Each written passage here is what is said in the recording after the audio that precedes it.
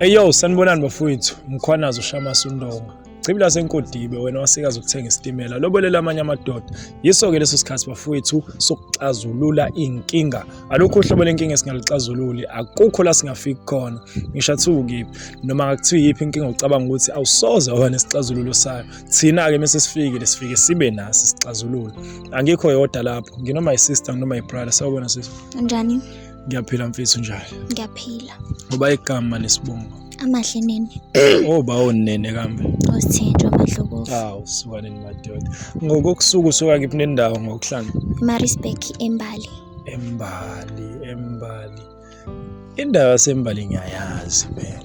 Kodwa ke asike sidlule lapho uGrand mfowethu. Yaphela yapho wami. Nazo ke mfowethu uba igama nesibongo mntaka baba. Usanelo wamajolo onqulunga umajolo inkomo. Mfowethu ujola inkomo. Mntaka mkhulu ngiyabonga kakhulu. Lana mfowethu ngiyabonga nokuthi ukwazi ukuthi uhloniphe isicelo sami kahle. Naso isicelo sama my sister ukuthi sihlangane nawe la ngicabanga ukuthi kuudaba olujule kakhulu noluserious because akaze kwaba khona umkhwanazi endaweni engathini yabo. So la khona umkhwanazi uhlela ulindele ukuthi ijele siyabopha singabo umthetho. Anyways my brother lana mfethu sinodaba esifisa ukuthi sinidlale. My sister unodaba afisa ukuthi enabe ngalo la kwena. My sister nesikhathi singana nithandana no my brother qha. Sino 5 months. 5 months. Okay. Before sifike kule nkulumo le ethe thuthu. Ngicela nje siqale la ekuthenini my brother kahle my sister ubefisa ukuthi ebe ne break up now. Ubefisa ukuhlukana nawe kahle.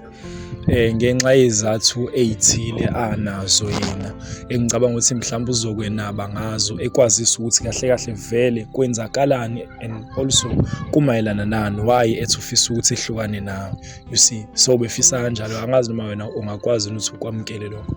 Hayi cha into engengizwe ngikwazi ukuyamukela. Okay. Mhlawumbe singezwe izathu zakho sisi ukuthi siphi izathu. It's better ukuthi kube ukukhuluma lokho ungaze ngiqambe namama.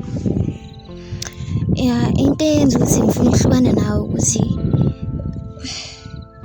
ngikhulelwe uyakwazi lokho ukuthi ngikhulelwe kodwa inkinga ukuthi angikhulelwe ingane yakho. Mfethu ungenza yini lo ngenza yona mfethu? Yini lo ngenza yona? Awukhulelwe ingane yami mfethu. Kanjani wathi kimi ingane yami? Wathi ingane yami mfethu. Wathi ingane yami lena. Mfethu ungenzani kodwa? Ungenzani kodwa? Okay. And then my sister when isiphi izathu esenza ukuthi ucabanga ukuthi sekuyisikhathi esifanele manje lesukuthi umazise my brother because ubuye njengomuntu ophansi ngathi umuntu onamahlonyana unehlone elincane elingangomzimba wakhe. So isiphi izathu my sister esenza ukuthi ufisa ukuhlukana naye manje? Ngoba angifuni ukuthi umuntu amathole ukuthi uba loyo ubani ngoba bengazi ukuthi wena unandoda wehlisa umoya. Okay, wena my brother ubungazi ukuthi mhlawumbe une boyfriend or my sister? Azingitshela. Ish mfethu. My sister why wena wamqoma ekubeni wazi kahle ungamazisanga ukuthi unomuntu odate nayo serious kahle? Sasisanenkinga nomuntu wami ngaleso sikhathi. Shothi wena ubuzama ukukhila ngaye. Ngasho kanjalo. Shit. So since wena my sister ukukhuluma kwethu before ama camera uthe kukho konke ubukwenza yeke futhi ngicela ngibale necamera ngengikwazi. It's okay my ngengikwazi siswami yini lo ngenza yona? Yini lo ngenza yona siswami? Ngicela siqedele nenkulumo. My brother mfisi ngicela ukuthi wehlise umoya. Ngiya understand ukuthi yabo njengamanje kubuya ngazi ukuthi kusa ubulinyana lobesibenza lana. You see, at the same time lenkulumo ijulile and ukujula kwenkulumo futhi ayikhulakali vele ngiya understand lokho. My sister why mfethu uyenzelana into yenzayo? Uzizwe unjani since umbona ukuthi my brother akekho grand akekho esimeni esikahle? Ngiphatheke kabuhlungu ngoba ngiyazi ukuthi ubengithanda. Mfethu ngiphatheke kabuhlungu kodwa egcineni kosuku bekumele alazi iqiniso. Okay, so zikhona izinto engama sacrifices mfethu oke wazenza my brother mayelana nawo my sister njengokuthi mfethu umenzele yini nani okuningi mfethu ngimenzele kona kuningi mfethu kuningi naye mase uthi uyambuza ngakutshela mfethu kuningi isengimenzele kona kuthi sengazenze lento ayenzayo mfethu. Okay, so kukhona la okay and then my brother mhlambe ngicela ukubuza nje umbuzo ongahle ube emotionally, and then ngenkathi ekutshela ukuthi ngicela ukubuza wena my sister, ngenkathi mfethu umtshela ukuthi ukhulelwe, wamtshela ukuthi ukhulelwe ingane yakhe, so manje usufisa ukuthi uconfess umtshela iqiniso ukuthi akuyona ingane yakhe, right? Wazizwa kanjani lo my brother emva kalapho? Wakhombisa ukujabula, ukudangala, kwenzakalani? The time ngimtshela ukuthi ngikhulelwe wayejabule. Wayejabule mfethu. Ngoba wayazi ukuthi ingane yakhe futhi nami yimina vele nephutha kuyo yonke lento kodwa sekuyisikhathi nami ngangiconfused because ngangilala nabantu ababili isikhathini esiyi-1. Wow. Uzizwa kanjani ngalokho? Uzizwa kanjani ngalokho? Okay, but it's better mfethu because uyaconfessa kwena ukuthi ukwazile ukuthi elale nabantu abawu2, i-boyfriend yakhe since ekhulelwe. At the same time nawe uyakusiza yabo my brother, mhlawumbe lento singayibuka ngazuthi mina as a presenter nge-unprofessionally, but if uthi uyabuka lento ayenza my sister ukwehlisela umthwalo ne-stress, so ukuthi mhlawumbe u-end up ufind out ingane usuyondlile and stuff, wenza ama-sacrifices, wathenga ama-pampers and stuff, but ngcono uyaconfessa kusayimanje ukuthi ingane akuyona yakho. Bese nasekhaya besebazi ukuthi kunengane zayo, bese bethembile ukuthi uma besethembile ukuthi uzoba nomntwana mfethu. Bese bethokozele ukuthi nje kuzoba khona umfana omncane ozogijima emagceni asekhaya. Kuyazwakala mfethu, and I'm sorry my brother mfethu ngalokho. So siswami kukhona mfethu ufisa ukusho mfethu okunamazi ukuxolisa ku my brother noma cha? Yeah, kukhona. Ngiyaxolisa. Ucangaxolisa. Ayikho into ezoxolisana. Ayikho into ezoxolisana. Ngiyaxolisa kodwa. Ngiyaxolisa inhliziyo yami yonke, angaqondile ukuphatha kabi. Angaqondile futhi ukwenza yonke lento engayenza. Okay. Ukukubona ukhala kanje kungiphatha kabi futhi.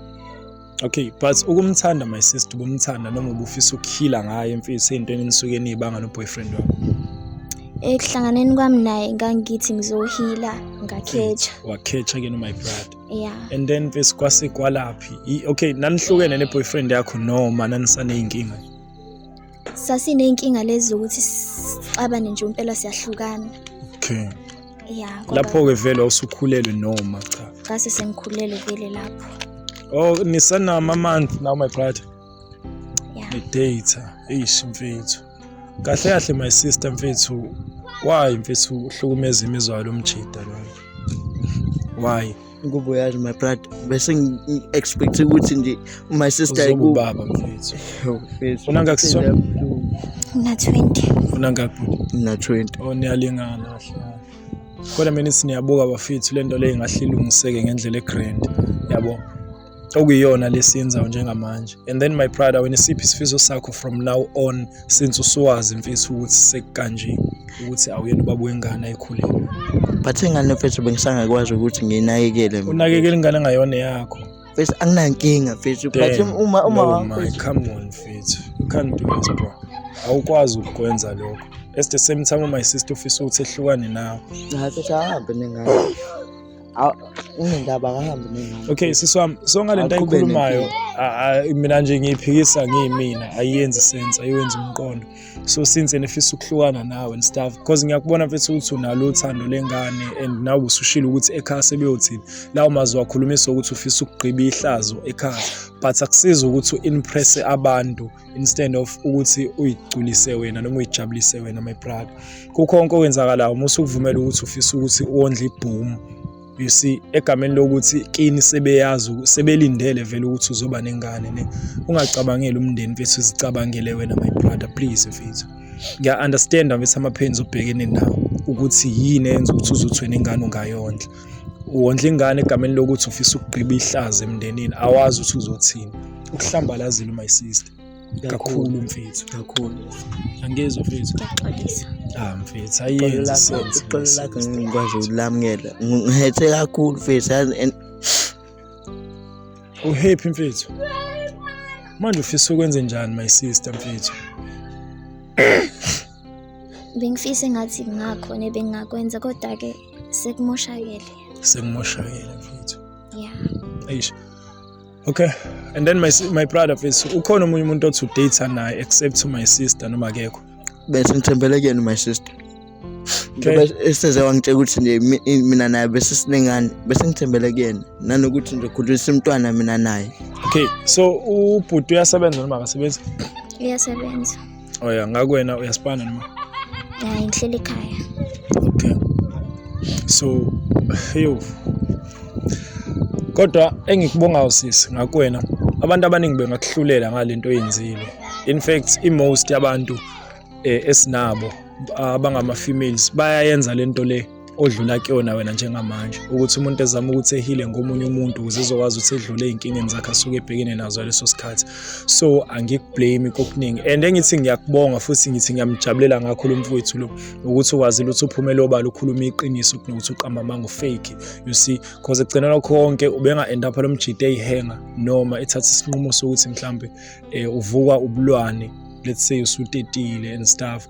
Ethatha isinqumo sokuthi ekulimaze nezingane egameni lokuthi usumondlise ibhomu my sister. So lokho kwenzile ukukhula nokuhlakanipha nokuthi ucabangele inhliziyo yomunye umuntu ukuthi ingazi limali sekonakele vele ingasekho indlela yokulungisa. Njengamanje sakhona indlela yokulungisa ukuthi my brother nihlukane naye straight. Khona okunye ufisa ukusho my brother noma akukho? Akukho engakusho ngaphandle kokuthi nje ngiyaxolisa. Shit. And then my brother akwena mfethu uxolo lakhe mfethu my sister ngabe ufisa ukulamukela noma cha? Ngalamukela. Esizathu sokuthi nje useze waxolisa ngizolamukela nje kodwa inhliziyo yami ibuhlungu kakhulu futhi kakhulu. Okay. Okusho ukuthi isiphetho senu right now my brother uya understand ukuthi kwenzakaleni and ngiyakubongisa mfethu kuloko. Bengicela ningithembise ukuthi kuzoba khona ukukhulumisana kungabe ukuthi ukuhlukana kwenu kanje sekuba ukuthi senakha ubutha ndawonye usuyisitha kuyena na usuyisitha kuyena ne. Ngiyangithembisa kuloko. Ngisakuthembisa. Ngicela ngishaya ngehug ukugcina nahagana. Only if you comfortable. Guys in bafethu come on. Shit. Don't cry my sister. Ungakhali mfethu. Don't cry mfethu ungakhali. Bafethu ibhlungu lento mfethu. Ibhlungu hayi seko right phela ngingangibambisa ikhandlela. Seko right. Ngingaze ngibambe ilamba. Yabo. Anyways, this is the last hug from you guys. From now on, my sister, usamthanda mfethu my brother. Noma mfethu inhloso yakho ukuthi bemazi siqiniso kuphela. Angiqamba amanga ngisamthanda. Mfethu. Kodwa futhi ekumthandeni kwami ayikho into engisengayenza. Mhlambe yena angeke mfethu. My brother uyamncanywa mfethu uthando olubhala emehlweni kuwena. Kodwa ngiyamncanywa kakhulu, ngicanywe and ayekho umunye umuntu engimthanda ngaphandle kwakhe. But mina ungijabulisa ukukhongo ukuthi owami umsebenzi ukuthi ekwazi ukuthi egonyuluke ekhuluma iqiniso kuwena sengikwenzile. And then ngokuhamba kwesikhathi ke kuma chats enu mina ngizobe ngingasekho lapho sekukunini ukuthi izinto zenu nilungisa ngendlela yini ukuphela noma kanjani. But okubalekile kunakho konke ukuthi ekugcineni my brother usuyazi ukuthi ingane akuyona yakho. And please my brother ngicela ukuthi ngabe bikho into obulima uthi ufisa ukuyenza kuyena my brother ngokuhamba kwesikhathi. If ever inkulumo zenu kuba ukuthi siya understandana ngiyacela. Hayi kodwa into engiyoyenza mfethu umuntu engimthanda yena. Ish. Kunankinga my brother. Sikhona ufisa ukusho ukugcina after this bese siyakhululeka. Yeah. Mfethu. Ngicela hlala wazi ukuthi ngiyakuthanda yazi.